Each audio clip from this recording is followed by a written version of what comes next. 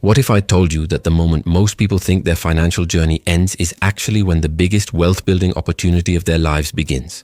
Most people see retirement as the finish line, the moment they stop earning and start spending down everything they've saved. But here's the truth that nobody talks about. Retirement can be the most financially productive period of your entire life, if you understand how money really works when you're no longer trading time for dollars. Think about it.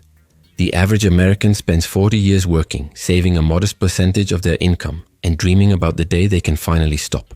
But when that day comes, something interesting happens.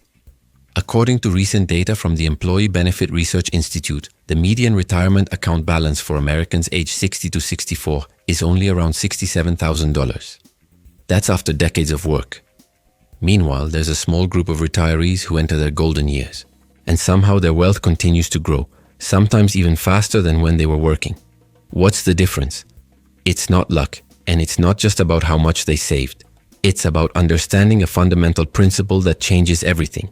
Retirement isn't about spending your wealth, it's about letting your wealth finally work for you without interruption. Let me break this down because it goes against everything you've been told. The traditional retirement narrative is simple and frankly terrifying. You work for 40 years, you save 10 to 15% of your income if you're disciplined, you accumulate maybe $500,000 to $1 million if you're fortunate, and then you retire and slowly draw down that money until it runs out, or you do. It's a countdown clock, a finite resource getting smaller every year. No wonder people are anxious about retirement. But this narrative is based on an outdated model that doesn't account for how wealth actually compounds when you remove the biggest obstacle most people face during their working years: inconsistency. During your working years, life constantly interrupts your wealth building. You get a new job and forget to roll over your old retirement account. You have an emergency and pull money out of savings. You get a raise, and instead of increasing your savings rate, your lifestyle expands to match your new income.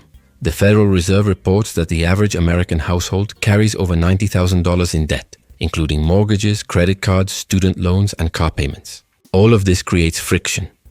Your money never gets the chance to compound consistently because you're constantly starting and stopping, contributing and withdrawing, taking one step forward and two steps back. But something magical happens when you retire with the right foundation. Suddenly those interruptions stop. You're no longer tempted by lifestyle inflation because your lifestyle is set. You're no longer dealing with job changes and account rollovers. If you've structured things correctly, your essential expenses are covered by predictable income sources like Social Security, pensions, or annuities. And here's where it gets interesting.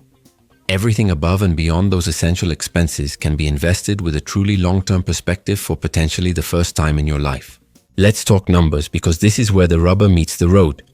According to the Social Security Administration, the average monthly benefit in 2024 is around $1,807, or about $21,000 per year. For a couple both receiving benefits, that's roughly $42,000 annually. Now, the median household income for Americans aged 65 and older is around $50,000 according to the US Census Bureau. Notice something? Social Security alone covers a significant portion of expenses for many retirees. If you've been strategic about eliminating debt before retirement, particularly your mortgage, your actual cash needs in retirement can be surprisingly modest. Here's a scenario that illustrates the power of this approach. Imagine you retire at 65 with $500,000 in retirement savings. Under the traditional model, you'd follow the 4% rule, withdrawing $20,000 in your first year and adjusting for inflation each year after. The assumption is that your money needs to last 30 years, and you're essentially in managed decline, hoping you don't outlive your savings. But what if you flip the script? What if instead of viewing that $500,000 as money to spend, you viewed it as a wealth-generating asset that's finally free to grow without interference? Let's say your Social Security covers $1,500 per month. Your spouse's covers another $1,500, and you've eliminated your mortgage before retiring. Your total fixed income is $3,000 monthly or $36,000 per year. If your actual living expenses are around $45,000 per year, you have a gap of only $9,000 annually. Instead of withdrawing $20,000 from your retirement savings, as the 4% rule suggests, you only need $9,000. That's less than 2% of your $500,000 nest egg.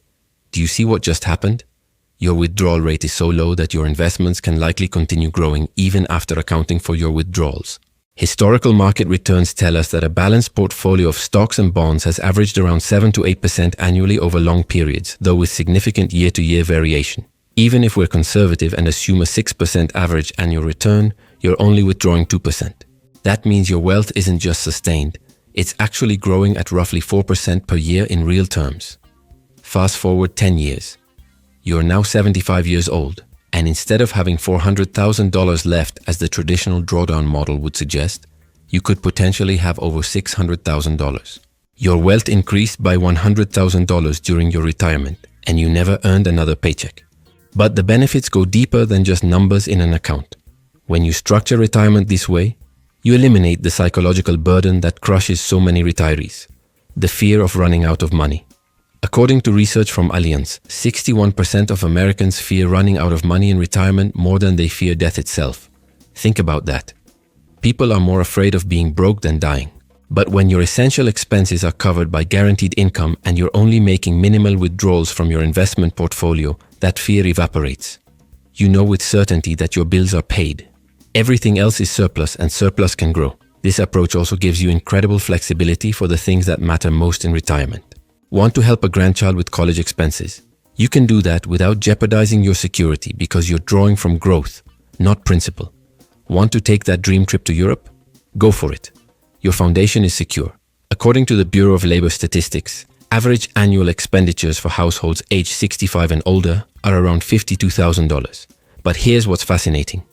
Spending typically decreases as retirees age. People in their early retirement years, 65 to 74, spend more on travel and leisure. But by age 75 and beyond, spending naturally decreases as people become more home-focused. This means your withdrawal needs likely decrease over time, giving your wealth even more room to compound. Now let's address the elephant in the room. What about healthcare costs? It's true that healthcare is one of the biggest expenses in retirement. Fidelity estimates that the average retired couple aged 65 will need approximately $315,000 saved to cover healthcare expenses in retirement. That sounds terrifying until you break it down. That's over a potential 30-year retirement, which equals roughly $10,500 per year per person. Yes, it's significant, but it's also predictable and plannable. Medicare covers a substantial portion of healthcare costs, and supplemental insurance fills most of the gaps. The key is factoring this into your essential expense calculation from the beginning. Here's where strategy becomes crucial. The pathway to making retirement the start of real wealth rather than the end begins years before you actually retire. It starts with a shift in perspective. Stop viewing retirement as the day you stop working, and start viewing it as the day your money starts working without interference. That mental shift changes everything about how you prepare. First, debt elimination becomes non-negotiable. Every dollar you owe is a dollar of required income in retirement. The average American aged 65 to 74 still has a mortgage balance of around $150,000 according to the Federal Reserve. That translates to roughly $1,000 per month in housing payments that must come from somewhere. Eliminate that debt before retiring, and you've just reduced your annual expense needs by $12,000. That's huge. Second, maximize your Social Security benefit by understanding how timing affects your payout. Claiming at 62, the earliest possible age, reduces your benefit by approximately 30% compared to waiting until your full retirement age of 67. Wait until 70, and your benefit increases by another 24% beyond your full retirement age amount. For someone entitled to $2,000 monthly at full retirement age, the difference between claiming at 62 versus 70 is the difference between $1,400 and $2,480 per month. Over a 30-year retirement, that's a difference of nearly $400,000 in total benefits received. Think about what that does to your withdrawal needs from your investment portfolio. Third, consider part-time work or consulting in the early years of retirement, not because you need the money to survive, but because it allows your investment portfolio to remain completely untouched for additional years. According to a survey by AARP, nearly 40% of workers aged 65 and older report they plan to work part-time in retirement. If you can generate even $15,000 to $20,000 annually from part-time work you enjoy, you might not need to touch your retirement savings at all for the first 5 years of retirement. That's 5 additional years of compounding without withdrawals.